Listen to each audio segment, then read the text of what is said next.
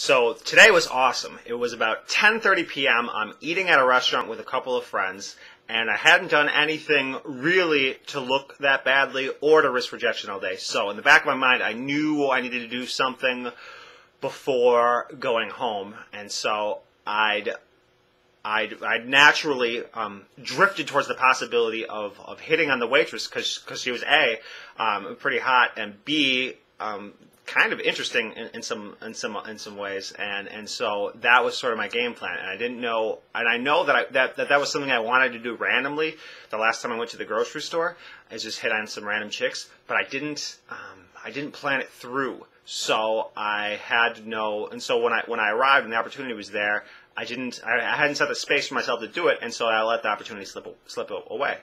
And so this time, we were doing our whole thing, and I was just being myself the whole time. And then when she came to give the check, I knew that was my last chance. So it was do or die time. So I just turned to her, and I looked right in her eyes, and I said, "I've made a commitment to hitting on you tonight. I don't really have a game plan beyond that. Feedback?" And her response was, "Okay, well, first off," and it was totally cool the way she responded, because it was the most grounded, down-to-earth, like actual, genuine. She didn't feel uncomfortable at all, and people are used to feeling uncomfortable around me. and she just said, "Well, first off, are you actually interested, or are you just looking to get better at hitting on women?" And I said, "I'm not sure yet. I just know that I have to risk rejection sometime today." And she said, "Okay." And she gave me like a total breakdown on everything that I did. And I got notes here. And she said that first, I could tell that you were smiling a lot, genuinely, and you were totally engaged every time I came to talk to you. And it was in a way where I was like, okay, is he just a nice guy, or is he really interested? But I didn't overdo it, is what she told me, because I was right on that line between, am I just a nice guy, or am I really interested? And I didn't overdo it and end up coming off like a creeper. And when she gave me that feedback, like, I always come off like a creepy. I always get told I'm creepy. And it's because I'm always in this mode like, ooh, I'm hitting on you, and so I overdo things rather than just being myself. And in this case, I was totally just being myself. I wasn't hitting on her at all. I just had the plan that I knew I wanted to hit on her before night's end, so that I could stay alive. And then so she gave me she gave me that great feedback and replied in this totally unique way. And I'm like, now I'm interested. So can I get your and so I asked for her name, and then I said, "And can I get your number?" And so I got her number, and then we continued with whatever, and we're talking, and we stayed for about 20, 30 minutes more.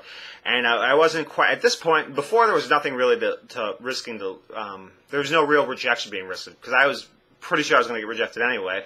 So I didn't really have a game plan for that not being the case. And so it was more of a looking badly to hit on someone in front of two people and potentially mess up, and because I didn't have a game plan or a line or anything like that. And so.